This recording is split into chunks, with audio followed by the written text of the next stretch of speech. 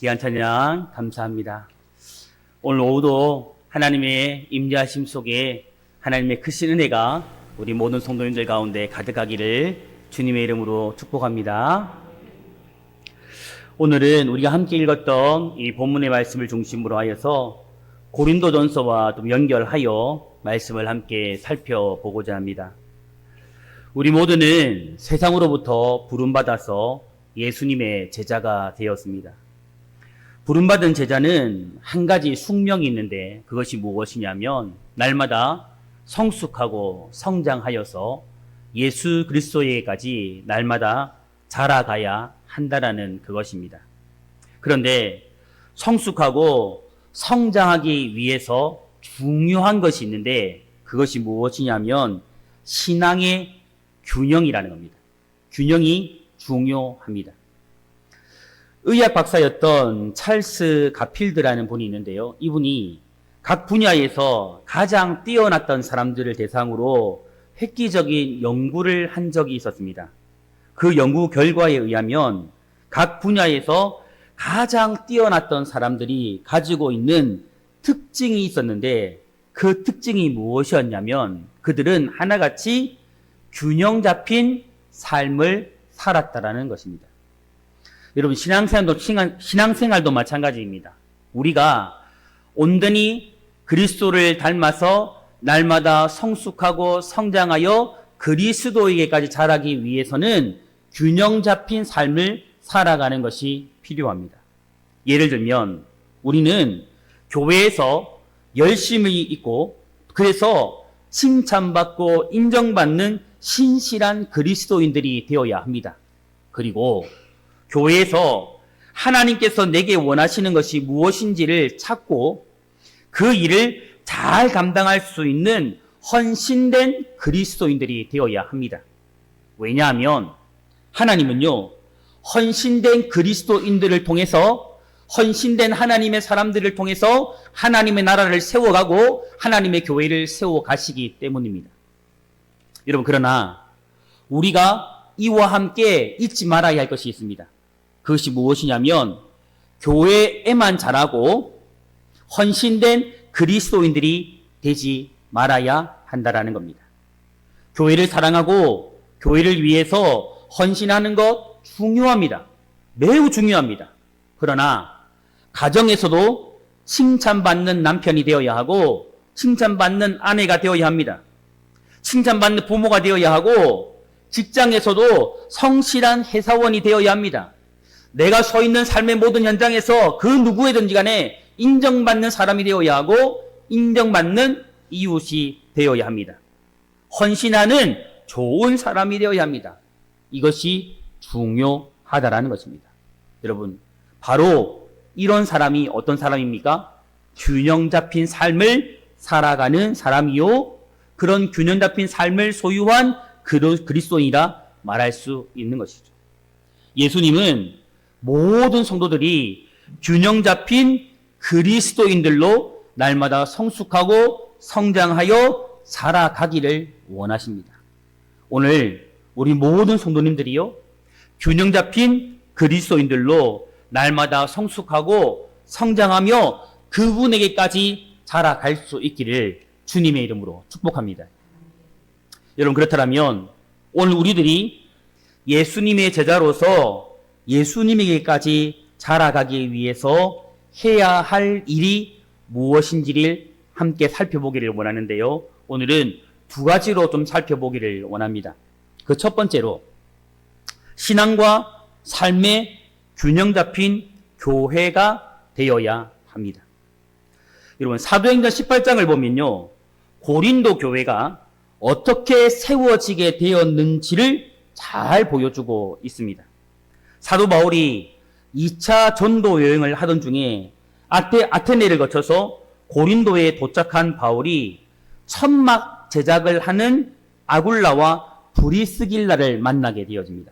그리고 안식일마다 해당해서 흩어진 유대인들을 향해서 예수 그리스도의 죽으심과 부활이라는 그 복음의 핵심을 전하게 됩니다. 그러나 유대인들의 반발과 증오심에 의해서요, 해당에서 쫓겨나게 되었습니다. 그리고 복음을 해당에서 전할 수 없게 되었습니다. 그때 바울은 해당 옆에서 살고 있었던 이방인 유수도에게 복음을 전하고 그 결과 이 유수도는요, 자신의 집을 개방하여서 그곳에서 복음을 전할 수 있는 장소로 개방하게 됩니다. 그때부터 바울은 이 이방인들을 중심으로 하여서 복음을 전할 수 있게 되었습니다. 그러나 여러분, 이 일도 쉽지 않게 되었습니다. 왜냐하면 고린도 지역이 가지고 있는 특징 때문이었습니다. 우리가 잘 알고 있듯이 이 고린도 지역이 어떤 지역입니까? 여러분, 우리 인천이 어떤 지역입니까? 항구 도시죠. 부산은 어떤 도시입니까? 항구 도시입니다. 저는 어떤 사람입니까? 저는 항구 도시입니까? 저는 부산 사람입니다. 여러분, 항구 도시가 가지고 있는 고유의 특징이 있습니다. 이 고린도 도시도요, 항구 도시라서 가지고 있는 고유의 특징이 있었습니다. 이 고린도는 항구 도시로 성적으로 매우 문란했습니다. 그리고 30개가 넘는 우상들이 그곳에 존재했습니다. 이런 고린도를 바라보는 사도 바울의 첫 느낌, 첫 인상이 사도행전 18장 9절에 나오는데, 그가 이 고린도를 바라보는 첫 인상을 어떻게 표현하냐면 두려웠다라고 이야기를 해요. 왜요? 그만큼 음란하고 우상으로 가득한 그 도시의 첫 느낌이 그러했다라는 것이죠. 다시 말해서 바울이 고린도를 바라보며 심각한 영적인 절망감에 빠질 정도로 그곳이 음란했다라는 거예요. 우상의 도시였다라는 겁니다. 그러나 바울은 포기하지 않고 계속해서 그곳에 복음을 전했습니다. 그 결과 해당장과 또 수많은 고린도 사람들이요, 예수를 믿게 되면서 세워진 교회가 어떤 교회냐면 바로 고린도 교회였습니다. 그런데 바울이 이렇게 고린도 교회를 세우고 떠난 뒤에 약 3년에서 4년이 지난 후에 고린도 교회 안에 심각한 문제들이 발생했습니다. 그 심각한 문제들에 대한 소식을 이 바울이 전해 듣게 됩니다. 고린도 교회에 어떤 문제들이 생기게 되었느냐 하면, 그곳에 예를 들면 교리에 대한 문제, 또한 성경이 말하고 있는 심각한 여러 가지 문제들이 발생하게 되었습니다. 근데 여러분, 사실 이 고린도 교회는 이 여러 가지 문제들을 가지기 이전에 우리가 부러워할 만한 여러 가지 좋은 점들을 굉장히 많이 가지고 있는 교회였습니다. 어떤 좋은 점이었냐면, 먼저는 교리적으로 굉장히 탁월한 지혜와 지식을 가지고 있었던 교회가 바로 고린도 교회였습니다. 그리고 하나님의 말씀을 알고자 하는 탁월한 열정과 열심을 가지고 있었던 교회가 바로 고린도 교회였습니다. 그리고 고린도 교회는 매우 많은 성령의 은사들이 그곳에 있었고 나타났던 교회가 고린도 교회였습니다. 그 대표적인 것이 무엇입니까? 예언과 방언이었습니다. 거의 모든 성도들이 방언을 하고 예언을 할 정도로 그곳에 성령의 역사가 많이 나타났습니다. 뿐만 아니라 우리 교회로 따지면 구역 모임과 같은 성도들의 모임이 매우 활성화되어 있었습니다. 그리고 유능한 목회자가 이 고린도 교회에는 여러 명이 있었고, 또한 교회의 재정도 넉넉했던 교회가 어느 교회였냐? 고린도 교회였습니다. 이처럼 고린도 교회는요, 바울이 세운 교회들 중에서 가장 현대적이고 지적이며 능력과 은사가 풍성한 교회였습니다. 그러나 이런 고린도 교회 안에는 세상 사람들 속에서도 찾기 어려울 정도의 심각한 재상들이 있었던 것입니다. 이 고린도 전서 전체를 살펴보면요, 이 고린도 교회 안에 있는 그리스도인들이 얼마나 심각한 제약들 가운데 빠져 있었는지를 우리가 찾아볼 수가 있어요. 그들이 가지고 있었던 제약들이 무엇이냐면 분쟁, 음행, 성도들끼리 법적인 소송을 하는 것, 사기, 성적인 타락, 심각한 외도와 이혼, 교만, 우상숭배, 차별 등등등. 이런 말로 다 할 수 없는 제약들이요, 하나님의 수많은 은혜와 능력을 가지고 있는 교회임에도 불구하고 말로도 할 수 없는 제약들이 고린도 교회 안에 존재했던 겁니다. 고린도 교회는 이방인들의 제약에 꺼리낌 없이 물들었고 하나님의 은혜와 구원을 등에 업고 세상 사람들보다 더 악한 모습으로 자신 마음대로 살았던 것입니다. 성도 여러분, 고린도 교회 성도들이요, 이렇게 된 이유가 무엇이라고 생각하십니까? 왜 고린도 교회 안에 수많은 성령의 역사가 나타나고 하나님의 은혜가 있었음에도 불구하고 하나님을 향한 지혜와 열정이 있었음에도 불구하고 왜 이런 더러운 제약들이 그 교회 안에 가득했을까요? 왜 이런 일들이 일어났을까요? 바로 신앙 따로, 삶 따로, 이런 이원론적 사상 때문입니다. 다시 말해서 신앙과 삶의 균형이 완전히 무너져 버렸기 때문이에요. 믿음으로 이미 구원을 얻었다면 마음대로 살아도 된다라는 잘못된 생각 때문인 거예요. 그들이 가정을 교회처럼 여기고 일터를 사명지로 생각했다면, 또한 다른 성도들과 이웃들을 복음으로 섬겨야 한다는 것을 알았다면, 또한 삶이 구원의 조건은 아니지만 반드시 구원받은 사람에게 결과적으로 삶이 요청된다는 것을 알았다면 그렇게 살지는 않았을 겁니다.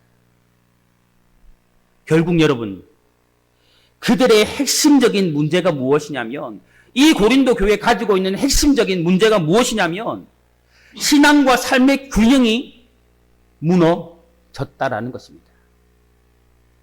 사실 우리들의 삶 속에 일어나는 모든 문제의 근원은요, 바로 신앙과 삶의 균형이 무너졌기 때문입니다. 이렇게 말해도 틀리지 않을 겁니다. 성도 여러분, 오늘 우리가 기억해야 할 것이 있습니다. 우리가 정말 기억해야 할 것이 있습니다. 우리의 영혼과 육체가 하나이듯이 우리의 신앙과 삶 역시 하나이어야 합니다, 여러분. 하나이어야 합니다. 분리되지 말아야 합니다. 신앙과 삶의 균형을 잡아야 합니다. 교회, 가정, 직장, 삶의 모든 현장에서 그리스도인으로서의 삶의 균형을 잡아야 합니다. 내가 말씀을 들었다면, 내가 믿는다면 내 모든 삶의 현장에서 그 들었던 말씀과 내 삶의 균형을 이루어야 합니다. 그게 그리스도인입니다. 오늘 우리 청동의 모든 성도님들은 진실로 신앙과 삶의 균형 잡힌 그리스도인들이 될 수 있기를, 이를 통해서 날마다 그리스도에까지 자라가는 그런 성도님들이 될 수 있기를 주님의 이름으로 축복합니다. 두 번째로요, 그리스도에까지 자라기 위해서 우리는 하나님의 교회 거룩한 성도가 되어야 합니다. 고린도전서 1장 2절에 보면 바울은 이렇게 이야기합니다. 고린도에 있는 하나님의 교회, 곧 그리스도 예수 안에서 거룩하여지고 성도라 부르심을 받은 자들과 또 각처에서 우리의 주, 곧 그들과 우리의 주 대신 예수 그리스도의 이름을 부르는 모든 자들에게, 여기서 바울은 말하기도 부끄러울 정도로 제약이 가득한 고린도 교회를 향해서, 제가 조금 전 첫 번째 대지에서 말했던 그런 수많은 제약들을 가지고 있는 고린도 교회를 향해서 이 바울이 하나님의 교회라고 부르고 있는 것을 우리가 보게 됩니다. 그리고 더욱 놀라운 것은요, 이 고린도의 그리스도인들을 향해서 성도라고 부르고 있다는 것을 우리가 볼 수가 있습니다. 여러분, 성도라는 말을 구약의 용어로 바꾸어 보면요, 하나님의 선택을 받은 거룩한 백성이라는 말이 돼요. 우리는 누구입니까? 저는 목사입니까? 저는 목사이기 전에 성도입니다. 여러분은 누구입니까? 성도입니다. 성도가 어떤 의미라고요? 거룩한 백성이라는 의미를 가졌다는 겁니다. 여러분 놀랍지 않습니까? 바울이 지금 성도라고 부르는 사람들은 어떤 사람들이에요? 어떤 사람들입니까? 교인 대다수가 술을 팔고 우상을 숭배했으며 일부에서는 매춘 행위까지 떳떳하게 자행했던 사람들이고, 그 중에는 예수를 믿지만 여전히 자신의 죄악을 벗어버리지 못했던 사람들이에요. 그런 성도들입니다. 그런 그리스도인들입니다. 뿐만 아니라 바울을 향해서 십자가 밖에는 전할 것이 없는 무식한 사람이라고 말했던 사람들이고, 그리고 설교에 힘이 없고 외모는 볼품없고 값없이 복음을 전하기 위해 자비량으로 선교하는 바울을 향해서 돈만 밝히는 사람이고, 하나님의 사도가 아니라 거짓 사도라고 비난한 사람들이었어요. 그런데 그럼에도 불구하고 바울은 그런 고린도 성도들을 향해서 너희가 재성을 버리지 못한 악하고 더러운 죄인들아, 너희가 무슨 성도요, 너희가 무슨 그리스도인이냐, 그렇게 비방하지 않았습니다. 그렇게 정죄하지 않았습니다. 그렇게 책망하지 않았습니다. 도리어 그들을 하나님의 교회라고 말했고, 도리어 그런 그들을 향해서 거룩한 백성이라고, 성도라고 이야기했던 겁니다, 여러분. 그리고 그 이유가 무엇일까요? 왜 사도 바울이 그런 고린도 교회 성도들을 향해서 왜 그렇게 이야기했을까요? 바로 하나님께서 고린도 교회와 성도들을 그렇게 여기셨기 때문입니다. 왜냐하면 하나님께서 독생자 예수 그리스도의 핏값으로 그들을 사셨기 때문입니다. 죄인일지라도, 부족할지라도, 여전히 연약할지라도 그런 그들을 예수님의 거룩하신 핏값으로 그들을 사신 바 되었기 때문입니다. 그래서 바울은 그런 고린도 교회와 성도들을 향해서 너희는 하나님의 교회요, 성도라, 너희는 거룩한 하나님의 백성이다라고 그렇게 이야기하고 있는 겁니다. 구원받았음에도 불구하고 분쟁과 음행과 소송과 사기와 성적 타락과 교만과 우상숭배와 차별과 주의 종을 대적하는 이런 죄악들을 일삼는 고린도 교회와 성도들을 향해서 하나님은 지금 바울을 통해서 여전히 너희는 하나님의 교회다, 너희는 성도라고, 거룩한 백성이라고 말씀해 주고 있는 겁니다. 죄악 중에 있지만 그럼에도 불구하고 하나님의 교회라고, 너는 나의 거룩한 백성이라고 하나님께서 말씀해 주고 있는 겁니다. 여러분, 이것이 얼마나 크고 얼마나 놀라운 은혜며 사랑인지 모릅니다.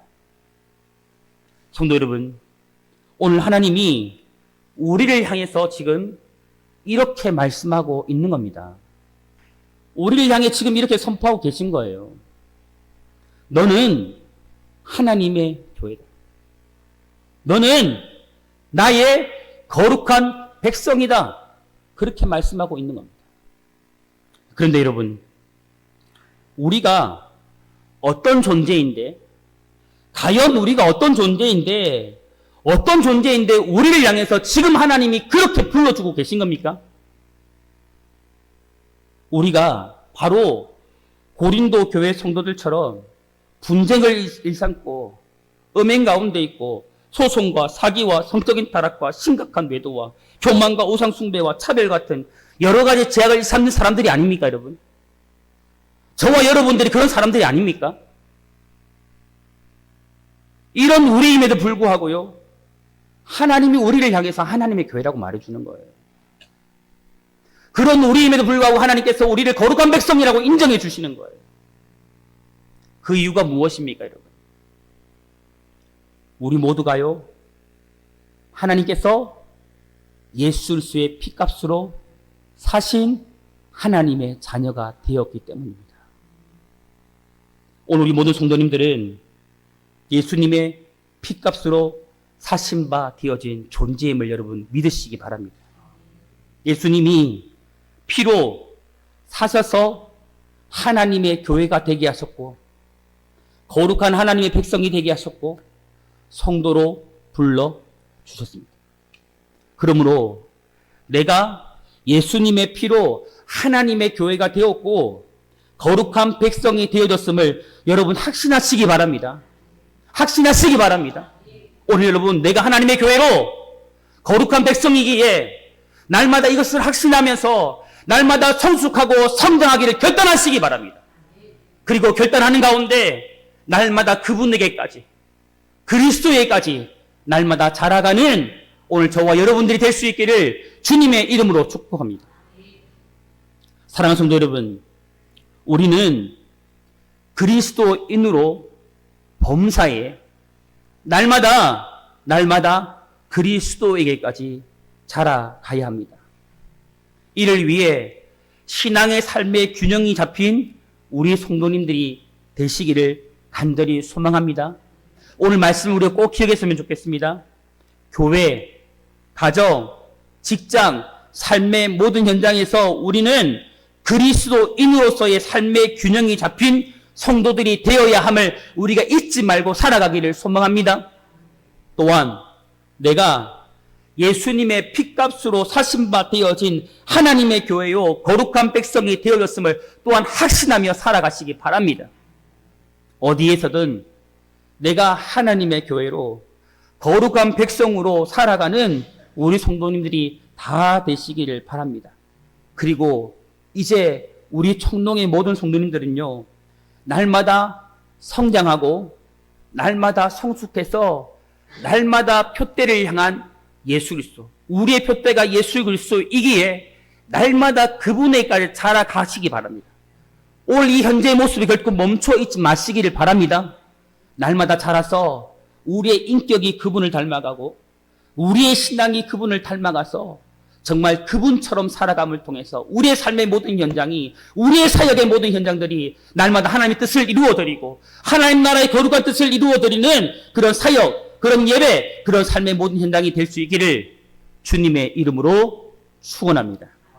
기도하겠습니다.